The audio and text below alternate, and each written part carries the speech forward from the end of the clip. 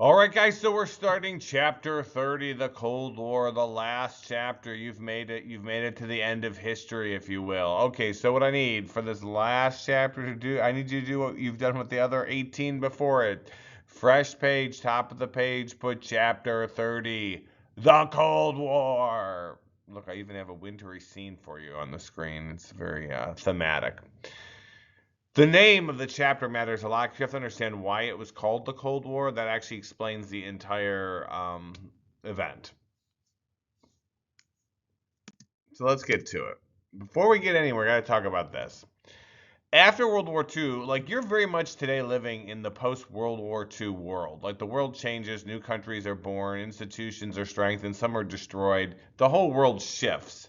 And the ripples from the World War II are still being felt today, and they will be felt for generations to come. But so what we need to do is talk about what happens. Right after World War II, this process of decolonization occurs, where a lot of these major powers, especially Western powers, started to give up the colonies that they had acquired, in particular during the age of imperialism. And there's a couple reasons for it. One of them is they just don't have the military power, the manpower to hold these colonies. It's one thing, Britain, for example, is still holding on to India. And India has a massive population. Britain is spread very thin in the world. And so, how are they going to really retain colonial control of their government, control of their economy? It's difficult. It becomes very difficult. And do you want to commit what little manpower you have left after World War II to such an endeavor? Or whatever resources you have. And the other reason is the hypocrisy of having colonies. Humans, history, people go through cycles, and, it seems like people learn different things at different times.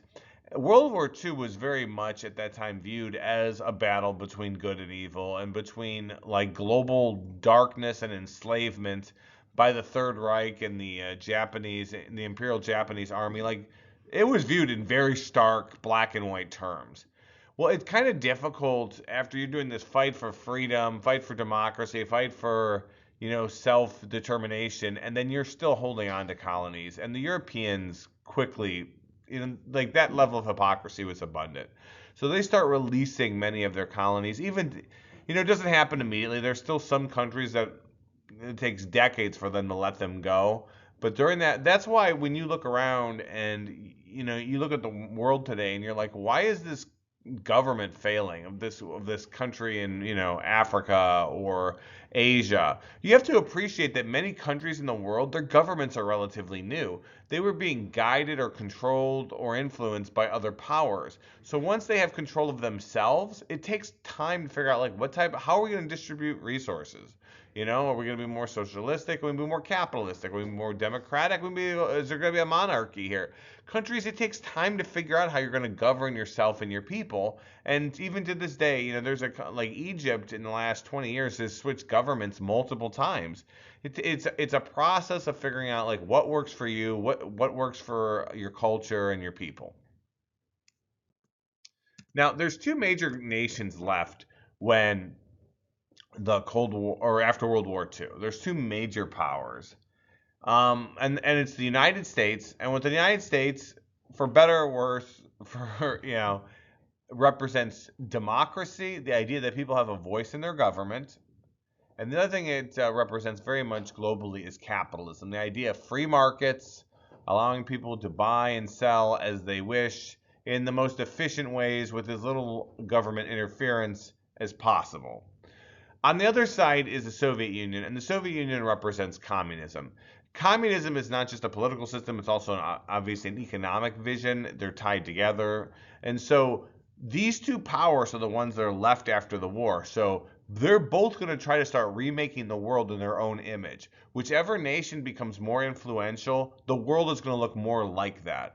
If you want to know today, and I always have students ask me, they're like, Mr. Rico, why does the U.S. spend billions and billions and billions and billions and billions and billions of dollars every year giving foreign aid? Well, whether that's a good policy or not, that's not my job to tell you. But the reason why the U.S. does it is the idea is that if you have influence on other countries, you can make them look more like you as opposed to one of our strategic competitors like China. And that's why the U.S. does it. We're trying to make countries more represent the way we do things here than the people that we compete against. And that certainly is true since World War II. Make sense? All right, so this is where things get. I would watch some of these videos when you get an opportunity. So this is where things get crazy. During World War II, the United States develops the first atomic bombs, and for all the things people rip on the United States a lot for our country's made a ton of mistakes. We've done a lot of not great things, but one of the actually awesome things that the U.S. does is the U.S. After World War II is the only country on the planet with atomic bombs. We could have just started taking over whatever we wanted. If someone opposed, you could just nuke their cities. That's ostensibly what the United States. That's the level of power the U.S. had. But they don't do that. Instead, the U.S. starts trying to rebuild other parts of the world so they don't fall prey to forms of government that we don't like. Now, during the atomic testing, the Manhattan Project, the Soviet Union had many spies, many spies right in the Manhattan Project. Stalin knew that we were developing an atomic bomb before FDR even told him. And so they were pretty far along. Their spies had relayed, the information about how atomic bombs work. And so after the war, within just a few years, I think 1949, the Soviet Union detonates their first atomic bomb. So pretty quickly. And then here's the crazy thing. And this is where things get almost hard to believe. There is then a theory that if you fuse hydrogen atoms to an atomic bomb, that the explosion will be much greater. And this is what we call the hydrogen bomb or the H bomb, or what we would also call a thermal nuclear bomb. The blasts on these are so much larger than an atomic bomb, it's almost impossible to explain to you. So, for example, in Hiroshima, the explosion went 20,000 feet into the air, which is huge, right? 20,000 feet is very far. What's that, like roughly 4 miles up? A thermal nuclear blast, the explosion go 200,000 feet up. And now we're not talking about like destroying a small area like thoroughly. We're talking about devastating, the largest atomic bomb, the Tsar bomb, would have just destroyed everything in dozens of miles. I mean, totally eviscerated, like totally turned it to ash. The shock wave of the largest thermonuclear weapons go around the Earth multiple times. That's just the shock wave.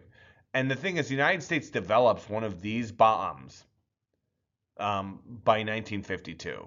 So now the U.S. is a thermal nuclear power. We've now shown that we have the capacity to make these weapons that are much bigger. And within 6 months, so does the Soviet Union. So the Soviet Union, by 1952, has caught up with the United States. And then they start to exceed what the U.S. can do. And now you have a race, right? Who can build the most devastating weapons and who can build the largest weapons, because each country is competing against the other one. So this is where we call the Cold War. And the reason why it's called the Cold War, and then the name matters, like I said at the onset of this, it's called the Cold War because you can't have a hot war. A hot war means you're actually fighting each other. If the United States and the Soviet Union actually go to war with each other, and they have hundreds, and eventually they'll have thousands of thermonuclear weapons, it will not just end those two nations. It will end all life on Earth, or all human life on Earth. Because the thing is, these weapons are so powerful that you will devastate every city, every major city, and then also don't forget the massive amounts of radiation that spews out and kills people. And there's another thing here at play, and scientists, like if you're aware of how the dinosaurs probably died out, a large meteorite hit the Earth, and then at that spot, I think it's called the KT layer. When large explosions go off on the Earth, it sends huge amounts of dust into the atmosphere. As that dust shoots up into the atmosphere, the sun's rays can't penetrate the atmosphere and the ozone layer, and then that means plants don't get photosynthesis. They don't get light, which causes photosynthesis, and the plants die. And as the plants die, the animals that eat the plants die, and then the animals that eat the animals die. And that's really what this probably would have turned into. It's called mutually assured destruction because this is called the thermal nuclear winter.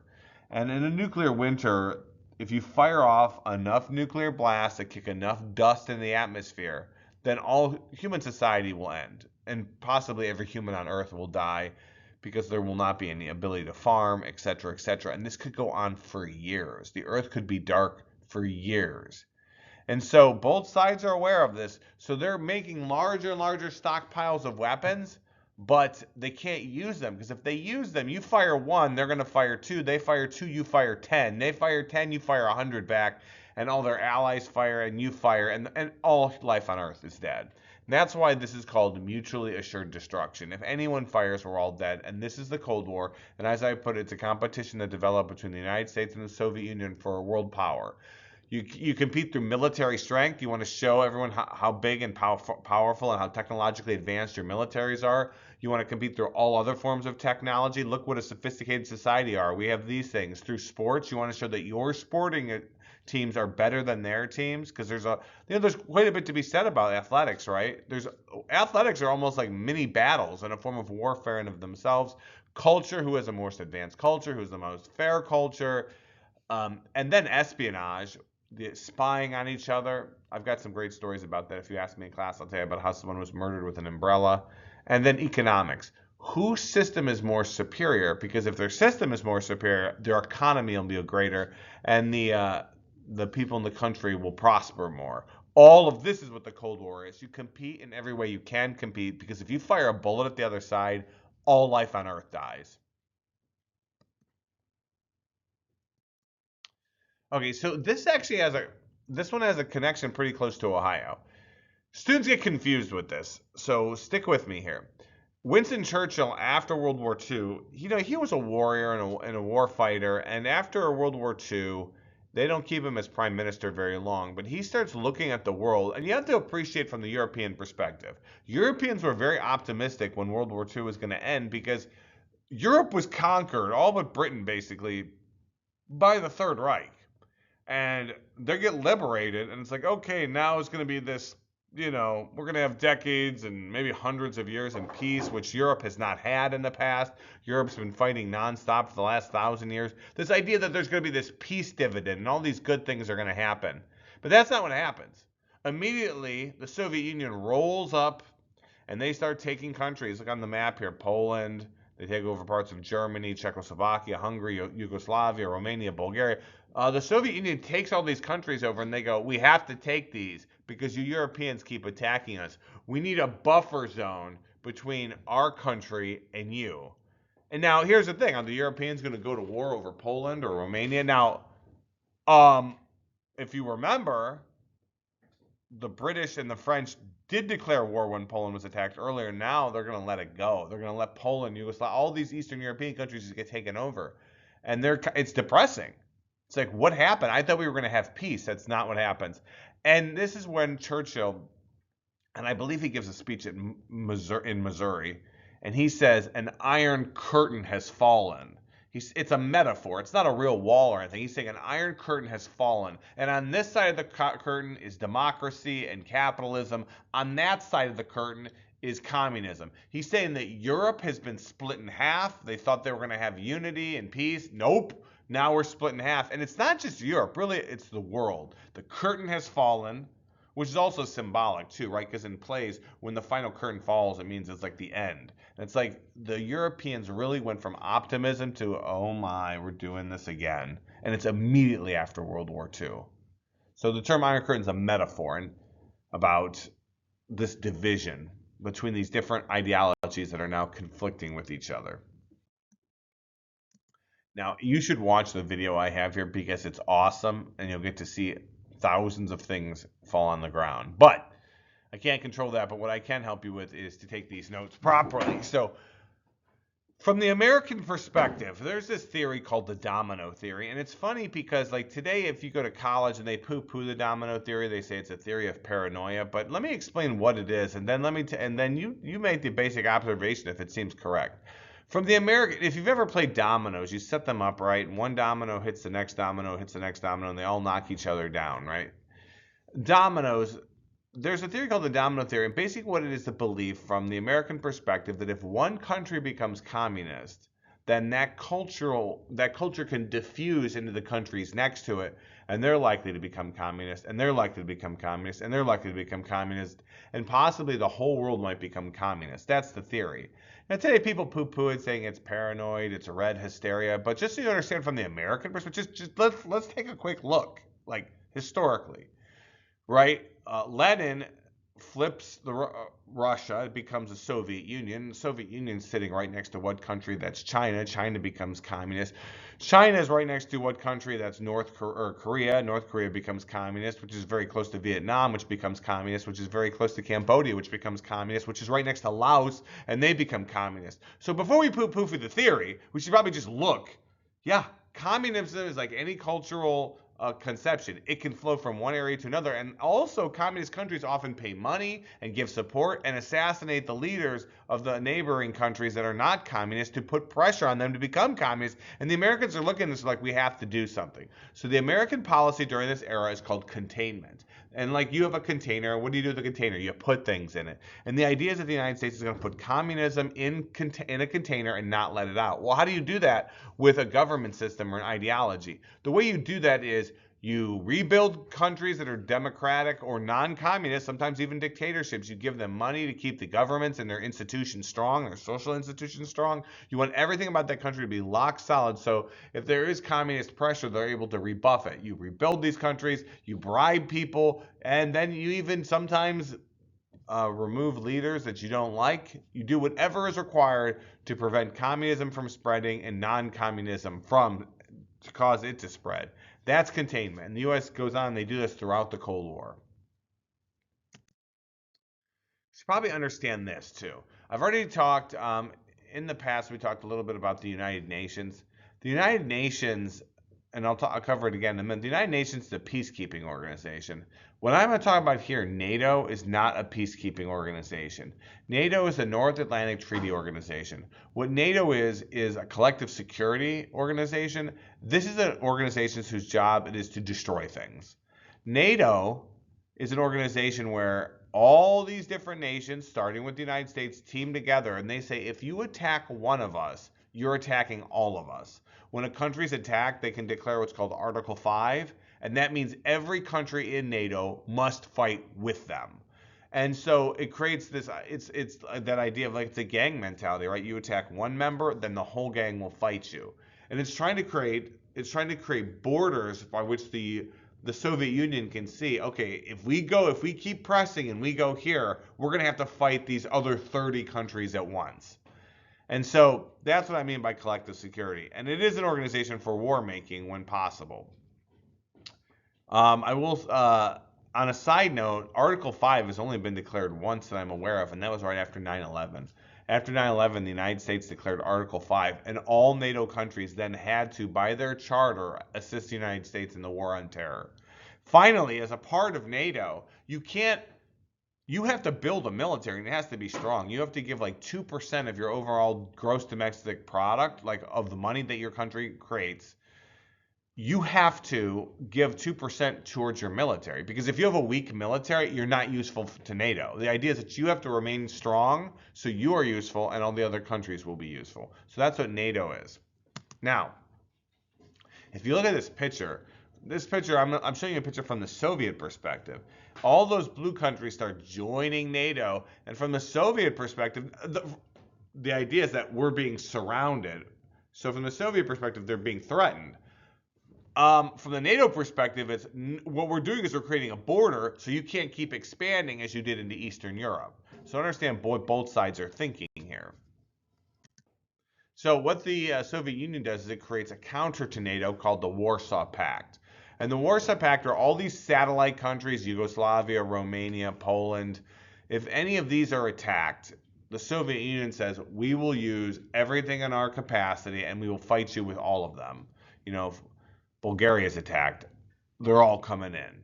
And so it's a counter to NATO. But in some ways, the Soviets already controlled these other countries, whereas in NATO, they're fairly independent. But here, it's all these satellite nations of the Soviet Union are now, hey, you attack one, you attack all. So you can actually see on the map there. Okay, so 1945 is a critical year in world history, and I've already talked a little bit, I've already mentioned the UN before on NATO. The United Nations is the replacement for the League of Nations. The League of Nations was weak and pathetic, and it did very little. And the United Nations as a charter was designed to be a peacekeeping organization, a place where countries could talk. And I'll also be honest with you, it was fairly militarily robust when it started. The idea is that if a country went out of line, the UN and all the countries in the UN may actually fight to defend an attacked country. That's at least how it's chartered. Today, it's more about global discussion and dialogue, and when there's disaster relief and things like that. But what's interesting about the United Nations is it actually then becomes a further place where the US and the USSR start to compete for influence, right? Because the USSR is in the United Nations, and it, just like the United States, they both try to get allies. They both try to get as many countries on their side as possible. So whenever something is trying to be passed, they get their allies to vote for it, or the other side will vote against it. And so it's just another arena in which the Cold War is fought. And let's be honest, that's exactly what it is even today. The United States and her allies try to pass things that the U.S. finds productive and helpful for our goals, and the countries that are our competitors or adversaries vote against them. Okay, so this is going to be section 2. The Cold War heats up. This is where things start to get bloody a bit. So write that down. All right, so it's time to talk about some big places on the planet here. So what happened in China? China very closely became the world's largest democracy. China at the beginning of the 20th century had a movement where they overthrew their government, and they put this guy named Sun Yat-sen in, and he was put in charge to make China a democracy. But if they had done that, Sun would have been taking away his own power. And he sits in charge for years and years and years, and he eventually dies, and so China never lurches forward. Eventually, China becomes closer, he becomes like a dictatorship under this nationalistic government. So China is a dictatorship right before World War II, and the guy in charge of that, his name is Chiang Kai-shek. Chiang Kai-shek isn't necessarily a very nice man, but he is the leader of China. There is a communist revolutionary in China named Mao Zedong. Mao does not like Chiang Kai-shek or the government, and he attempts to create a communist revolution in China. And they get into a conflict, and Chiang Kai-shek just about obliterates and kills Mao. I think up by the Gobi Desert. I think it's near Mongolia. It was going down, and he was just surrounding his army, and he was about to kill him. Right as he was about to do that, Japan invades China, and this is this is where you get the rape of Nanking. And the two sides have to have a temporary truce, and then they band together as Chinese to fight against the Japanese all the way through World War II. But here's the problem for Chiang Kai-shek. When World War II ends, Mao Zedong, who was almost defeated, now gets the upper hand.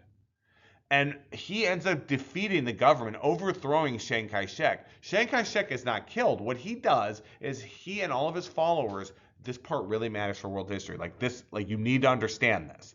Chiang Kai-shek and all of his followers go to a small island that's 160 miles away from the mainland called Taiwan. And they set up their own sovereign government there. And Mao Zedong lets them go, so they don't have to keep fighting. And Mao Zedong makes China a communist country. Mao, who is a true believer in communism, then starts to move the Chinese forward, what's called the Great Leap Forward.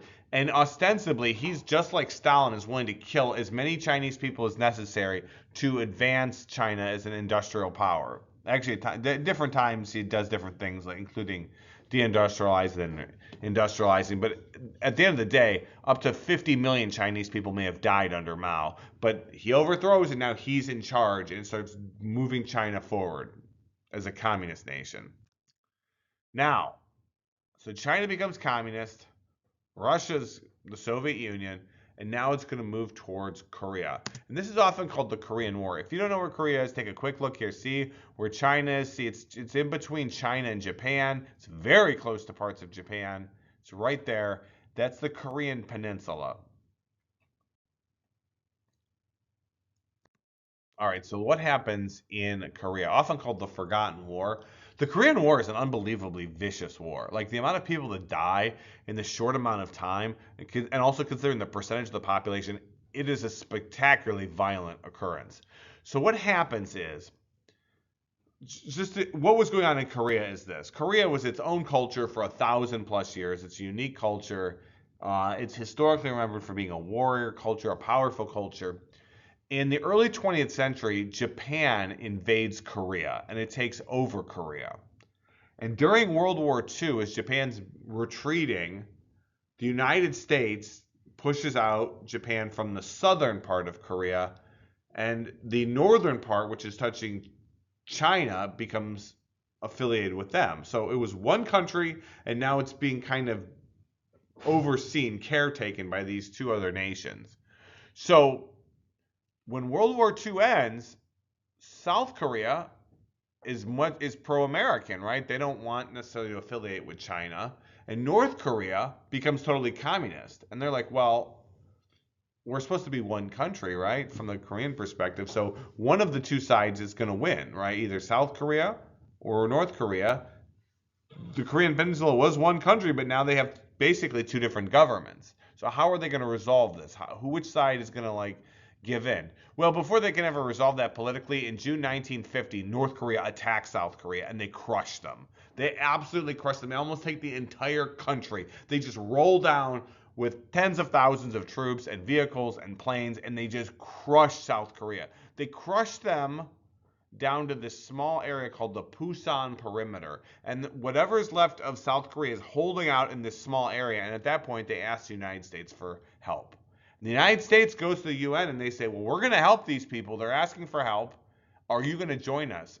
And the UN says yes. So the United Nations, to try to prevent, remember what happened before World War II? Countries like Ethiopia were asking the League of Nations for help and they didn't do anything. Well, this is where the UN's learned it from its mistakes. It's going to go in there and they push back. Now, before I show you what happens, like who wins or loses right there, the thing I should tell you is the two governments were really split on this one line in between the two parts of Korea, and it's called the 38th parallel. And that's just a parallel line on the planet, right? And I'll get back to that later.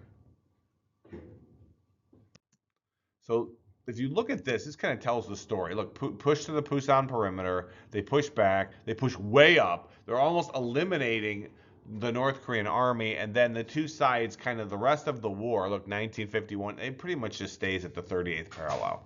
So why? What happened there? So the southern part of Korea is almost conquered immediately in World War II. Almost immediately. And so the United States and the UN crushed North Korea.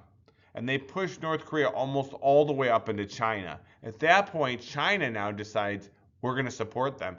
And they start flooding North Korea with hundreds of thousands of Chinese soldiers, sometimes dressed in Korean uniforms.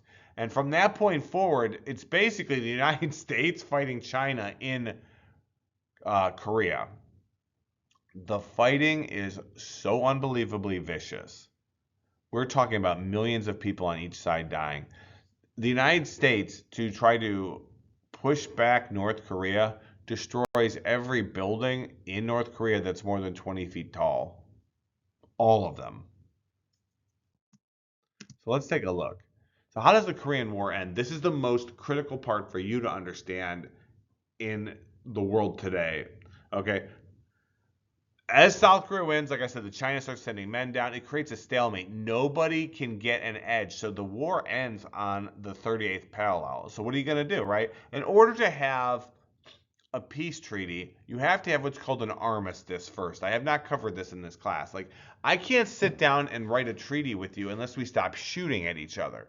So the way wars typically go is you have an armistice. An armistice means a time to stop fighting. It doesn't mean the war is over. It means we're just going to stop shooting and attacking and killing each other while we figure out the terms of the peace treaty. So in 1953, both sides agreed to an armistice to stop shooting while they come to terms with the treaty. And so they do that. But here's the problem. North Korea says the only terms for a peace treaty we're willing to accept is that South Korea becomes communist. And the South Koreans do not want to become communist. So now there's nowhere to go. So what do? Do you resume the war? Do millions of more people die?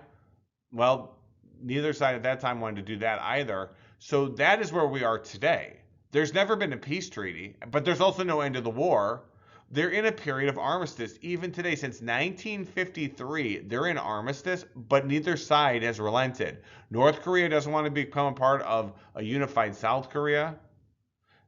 South Korea doesn't want to become a part of the North Korean communist regime, so they're just sitting at each other. This is why you hear so much tension about North Korea, a relatively small part of the planet, right? This little peninsula, this subcontinent, and it's not ending because neither side's relenting. So, what is the end of the Korean War? Like, how do we summarize the Korean War? There's a lack of total success. There's incredibly high human casualties. I'm going to show you that. And the financial costs are unbelievable. But from the American perspective, was it successful? Sort of. South Korea never became communist. Let's look at the price. And then we'll look at the price in human lives. South Korea lost 1.2 million people. A million civilians were killed by the North Koreans. North Korea lost 400,000 military and 600,000 civilians. That's another million dead people minimum. China lost 600,000 Chinese soldiers. America lost like 57,000 soldiers, if I remember right. So America paid in blood as well. Tens of thousands of Americans died, and there's no end to the war. So technically at any time, because no peace treaty was signed, the armistice could end any day, and they could start fighting again. Like, there is no end to the Korean War. This says the Korean War ends. That's the title. It's really not true, and that's why there's so much tension there today. 54,000. Okay. So, what happens with Korea? When the Korean War ends, the person in charge of North Korea's name is Kim Il-sung. Kim Il-sung is the rebel communist leader who fought to make all of Korea communist. And he ends up setting up, this is kind of interesting, a dynastic communist, basically a monarchy. And it's also a theocracy because he tells his people to call him the great leader, and he's basically God on earth. The North Koreans worship him like he's God on earth, like he is the incarnation of God. He is the God man. And so he could do no wrong. And because of that, his son and his grandson and his great-grand, they're all going to be sons of God, basically. So we'll get back to North Korea a little bit in class, but I just wanted to give you the setup for where we're at. So what happens to Germany after World War II? I'm only going to cover one slide on this because it kind of matters. So Germany goes into this massive war, whatever, 85 million people are killed across the planet. Everyone is concerned with Germany. No one wants the Nazis to come back or anything like that. So no country is willing to let other countries be in charge of Germany solely. So if you look on the picture here, Germany is split into a bunch of pieces by Western powers and the Soviet Union. So you can see Germany's been chopped up. Now there's one part of Germany, and you should have covered this in American history. There's one part, and if you look in the red area, the part of the Soviet Union controls, that one is cut into a bunch of individual pieces as well. And that makes sense that is the capital city of Germany, that's Berlin. No one country is willing to let the other countries control Berlin because that's the capital. And whatever direction the capital goes politically, so go the German people. So not only is Germany split up as a country, its capital is split up. But at some point, the Soviet Union is unhappy with what's going on in Berlin because half of Berlin is controlled by them, the eastern half, and the western half is controlled by Europe and America. Well, what happens is everyone starts leaving the eastern part of Berlin and they start moving to the western part. I want you to imagine that in Blue Ash, since that's what we're doing in this lecture, half of Blue Ash is communist and half of Blue Ash is capitalist. Would you stay in the communist part? Maybe you would. But the idea that everyone makes the same thing, everyone gets equal resources, and let me be honest, Eastern Germany was was in poverty. And so people are like, why would I stay in poverty? Why not I go over to the western part where I can work, make money, have a house? And so when everyone starts leaving that part of the city, what they do in response is they build this giant wall and they split the city in half. And this is called the Berlin Wall. Anyone trying to go from western Berlin to eastern Berlin, they would just shoot them and kill them. There was barbed wire fences, there were watchtowers, and a giant concrete wall splits the city. So that was the only way to keep them there. Now, you probably covered the Berlin Wall in American history class, but I wanted to explain what happened. How, like when you see the map and you actually see how Germany is set up, it makes a little bit more sense. All right, so we're going to cover just one more major conflict in this class, and we're all done. Okay, so we're going to cover the war in Vietnam. I'm going to go through this pretty quickly as wars go, simply because you should have covered this in American history as well. So here's the thing. If what America did in Korea makes sense, and technically America was successful, it prevented the spread. If that works, then you're probably going to do the same thing over. And that's ostensibly the trap for Vietnam. It worked in Korea, I'm sure it'll work in Vietnam. So as I put, to stop the spread of communism, the United States supports South Vietnam. Well, let's look at South Vietnam right now. If you know where Vietnam is, follow that right there. Vietnam, right there. Vietnam's a super interesting nation geographically if you've never seen it on the map. Let me zoom in on this. See Vietnam, how long it is? Because of that, Vietnam is a very coastal city because the vast majority is facing the South China Sea. And it's a very thin nation. So it's actually very easy for it to get bottlenecked in Vietnam. And the other thing is there's all these mountains to the west in Vietnam, which is why it has that strange border. And there's a lot of friction of distance, which means like the North and the South Vietnamese culturally are different in that they are, even though it's a small country, they're spread pretty far apart. So here's what happens. A man named Ho Chi Minh. He's a leader of North Vietnam, and North Vietnam is touching China. And so North Vietnam, Ho Chi Minh decides that communism is the best form of government. He actually thought about democracy and other things, and he makes North Vietnam communistic. But just like in the case of Kim Il-sung and North Korea, he says, well, I want all of Vietnam to become communist, right? And so at this point in history, you have to understand that Vietnam has been kind of controlled by the French for hundreds of years. So they start flinging off French rule. And he's like, we're getting rid of all these Western powers. And he says, look, the South Vietnam is just a puppet of the West. I'm going to take it over, and we're going to be one unified communist country. The government of South Vietnam was actually an ally of the United States and France. And France asks us to help support this fledgling, relatively new South Vietnam government. And so the United States starts to help them. But so what happens? Well, the North start a guerrilla campaign, which means hit and run attacks to try to overthrow the government. And they start going into villages in South Vietnam, and you can't tell the difference between who's who, right? Even, within the culture, they're all Vietnamese. And they would talk to village leaders, and they would ask them, are you communist, or are you more sympathetic to the South? When the leaders would say that they're sympathetic to the South, at nighttime they would just kill all of them. And villagers start to get the idea, oh my gosh, if we're not saying that we're communist, we're going to be killed. And so then there's a full push to try to control South Vietnam. So Ho Chi Minh wants to unite all of Vietnam under what his group, which are called the Viet Cong. Those are his communist rebels to overthrow South Vietnam's government. And they use the same type of tactics that Spain used against Napoleon, that the Americans used against the British in the Revolutionary War. And these are called guerrilla tactics. Oftentimes you don't wear uniforms, you hit and run, you shoot and scoot, as they say. And it's highly effective.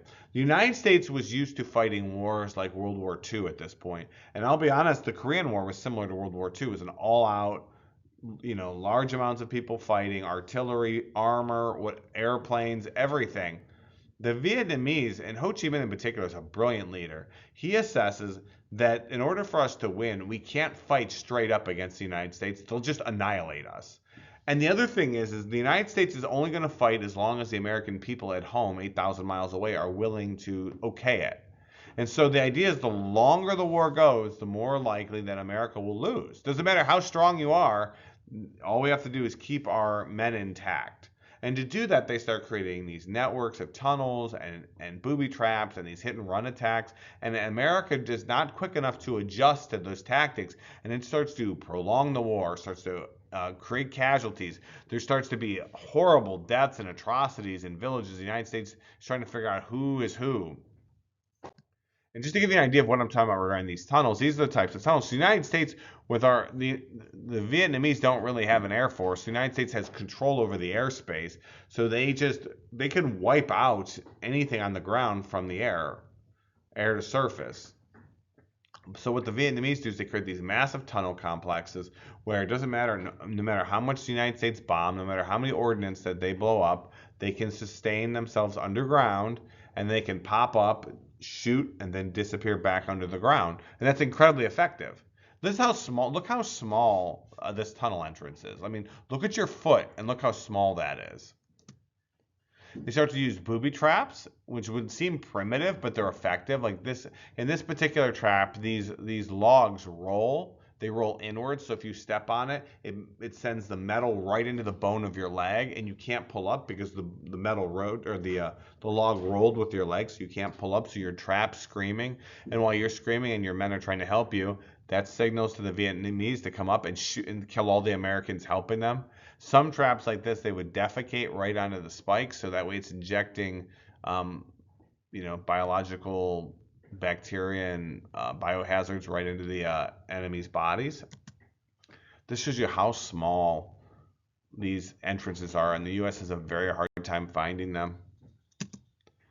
This is just a boot trap where you step on it, it pins the person needs to get help, then you shoot their helpers. So what happens? So the United States, after a very long war in 1973, decides to withdraw. What the United States does is they tell the North, we'll leave, but you can't take over the South. And the North agrees to this. They say, that's fine. As long as you go away, that's good.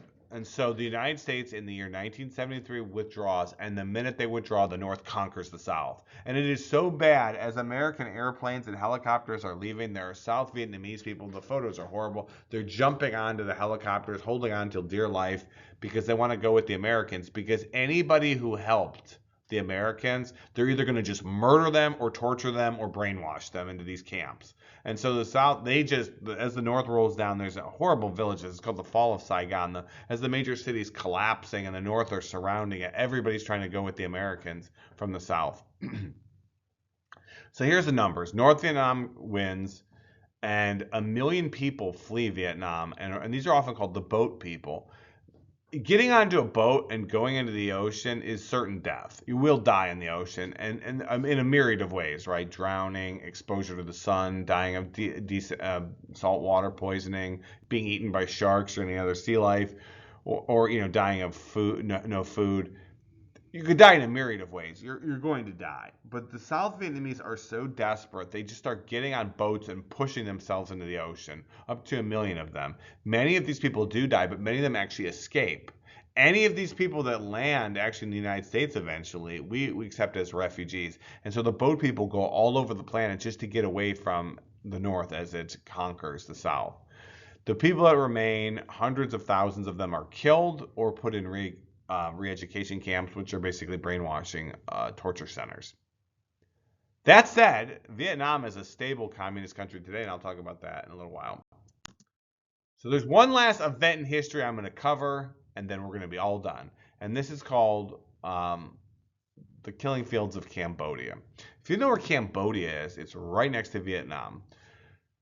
During the Vietnam War, Cambodia and Vietnam come into quite a bit of contact with each other, and a rebel group of communists come into Cambodia named the Khmer Rouge. The Khmer Rouge. Rouge means red. And the Khmer Rouge take over the capital city, Phnom Penh. The thing about this, I want you to imagine that one day Americans just overthrow Washington, D.C. with whatever random belief system they have. And then, because they took the capital over, they start to tell the entire country what to do. And that's what happens in Cambodia. Cambodia was a fairly sophisticated society, a modern society. And all of a sudden, this group, the Khmer Rouge, Cambodians, take over. And they tell people, you know what? You know what's evil?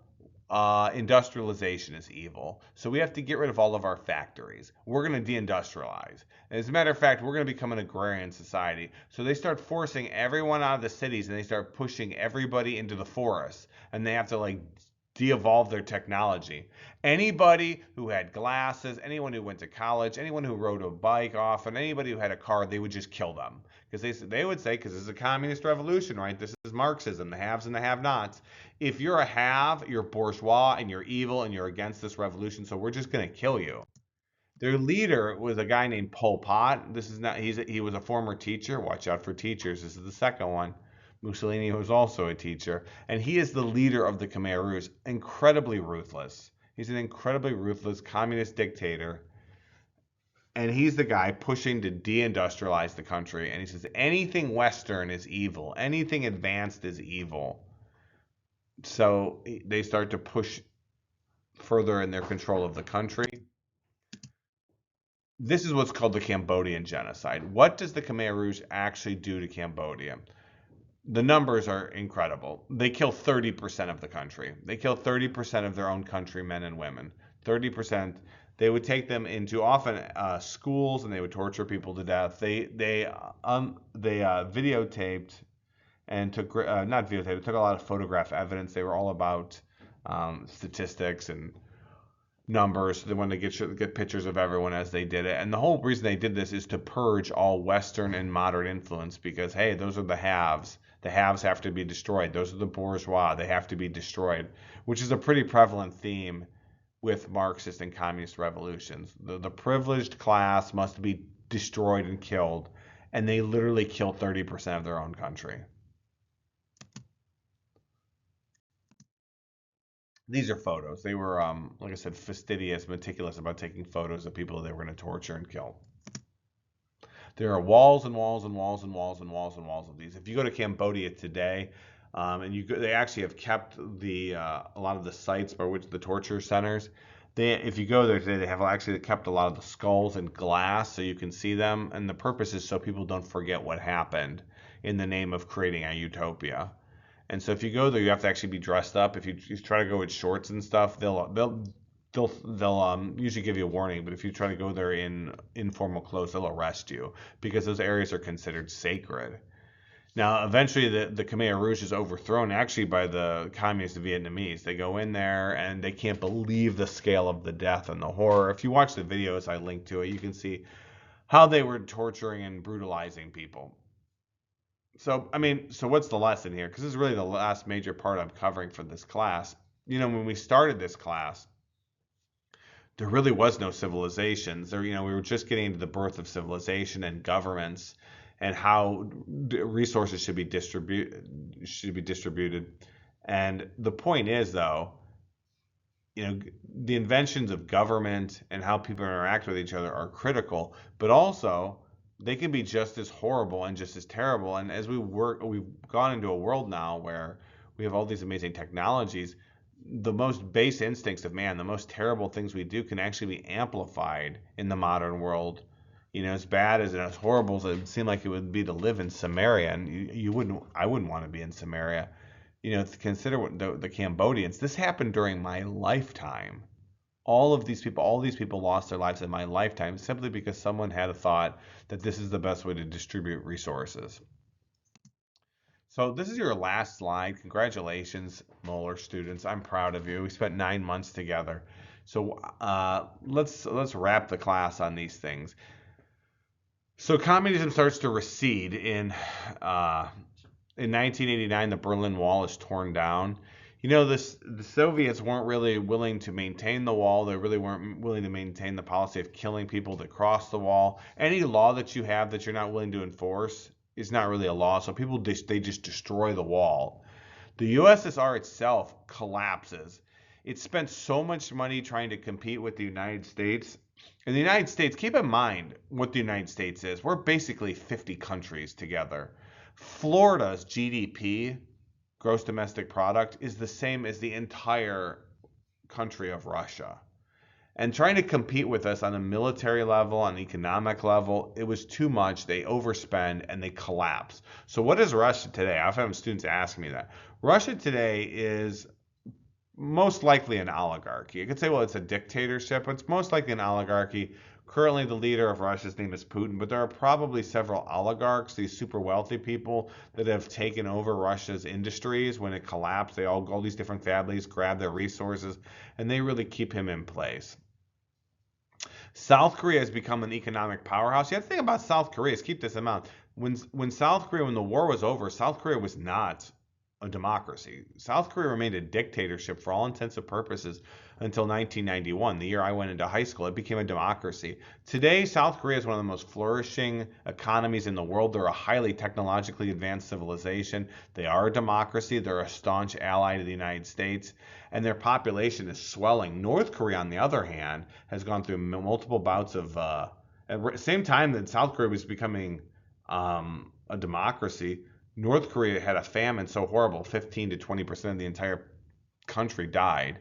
And today, North Korea is still a communist monarchical dynasty that's theocratic today, where they now worship the the grandson of Kim Il Sung. Late 20th century, China has started to experiment with capitalism. So China's economy explodes. China, because of Mao, like I said, 55 million Chinese people die in the decades after Mao takes over. China eventually starts to use capitalistic concepts, especially in the cities, whereas the farm areas are still kind of communistic. And as it does, its economy has exploded. A lot of people call it the manufacturing warehouse of the world. Taiwan today is now a flourishing democracy. It is also one of the great powerhouses of the world. 70% of all advanced chips, computer chips, are built there. And it's probably the most likely place that nuclear war will start in the world. Because the United States has said that it will defend its democratic ally. And China says, well, Taiwan's a part of us, so we're taking it over. And somewhere between now and by 2035, China's pretty much said it's going to take over Taiwan. Taiwan has said, no, we're not a part of you. We separated from you. If the United States allows that to happen, we will let a democracy fall that has all the most advanced chips in the world, which we use for our self-defense and all of our computers. Now, whether or not that's we should defend Taiwan or not, that is up to you and our country to decide, and the policymakers. But the massive tensions between the United States and Taiwan cannot be overstated. From the Chinese perspective, Taiwan represents a threat, because if the people in China don't have a voice in government, and they see Chinese people 160 miles away with one of the strongest economies in the world, and they have self-determination, China can't keep that. They're going to have to do something about that at some point. So at some point, they're going to make a play on that. What do I have here? As of 2024, there are only 5 communist nations left: Vietnam, North Korea, Laos, and China, which has a blended. That's 4. Anyway, that is my class. I hope you learned things. I hope you learned a ton. I hope this stuff makes sense. I hope you can apply this to your life. And I hope at least it gave you an idea of where our civilization came to, and kind of an idea of where we are today. Now, on a final note, congratulations, guys. You did it. I'm proud of you. It was awesome. I had a great year. It's always fun to be with young people. So I'm very proud of you. It was a lot of work. I know you know that, since some of you have multiple notebooks to show that. And here's my final note to you. And it's this. It's the last thing I want to say. Once you're my student, you're always my student. If you need help in the future, whether I'm here at Moeller or not, if you need me to write a letter of recommendation, if you're like, it's 10 years from now and you need a company to call someone, you can just shoot me an email, let me know, just refresh my memory of who you are and what you're applying for, and I'll take care of it from there. And on my last note regarding the class I just taught, I would say if I've hurt your feelings through the year, I apologize. I have a job to do. So if you're obstructing my ability to teach, I'm going to scream at you, as you know, because I just did that for a year. And I need to do what I have to do, because that's my job. You hired me to teach you, so I had to do that. So, but I don't want you to go into the future. I don't want you to be an adult like 20 years from now with hurt feelings over something your history teacher told you. That would be tragic. You want to have as little regrets as possible. So if there's something I did, know this. It's not personal. It's business. I had a job to do, but I don't want anybody to have hurt feelings. So I hope you have an awesome rest of your time at Moeller, and I hope you have an awesome life. Here's the last thing.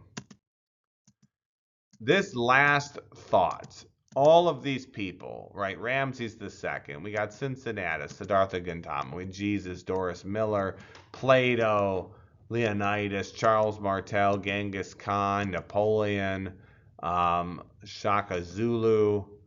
We had King Menelik II, John Locke, all these people, Armstrong, all these people made a difference. All of them. Some of them good. Some of them killed 10% of the world's population. Some of them changed the world forever. The point is, when you go off into wherever you do next, and I know when I went to college, I heard this a lot. Teachers would say things like, one person doesn't make a difference. It's a community. It's a this and that. None of that's true. That's garbage. That's what losers say. Losers tell you that one person doesn't make a difference because it makes them feel better about themselves. One All of history is one person making a difference. Now maybe they're leading a group of people, but it's always one person stopping something bad from happening, or one person who realizes that this is the moment where someone has to stand up for what's right, or sometimes they choose what's wrong. But all of history are just people. It's not these random events and these rhythms and these circular things that happen. It's people. It's people making decisions. And so now it's your turn, right? This is your life, and your life goes really fast. It's like 5 minutes ago I was in high school, and then 5 minutes from now you're gonna be my age. So the only difference, the question is when you're my age, are you going to have a happy life? Are you going to be happy with what you've done? Are you going to have regrets? Are you going to be a bitter person? Or are you going to be someone who said, yeah, I did it, man. I'm doing a great job. I'm the person I want to be. Well, that starts today, right? We become who we want to be if we make the good decisions every day. And then the next day we got to do it over again and do it over again. And soon you've set your character.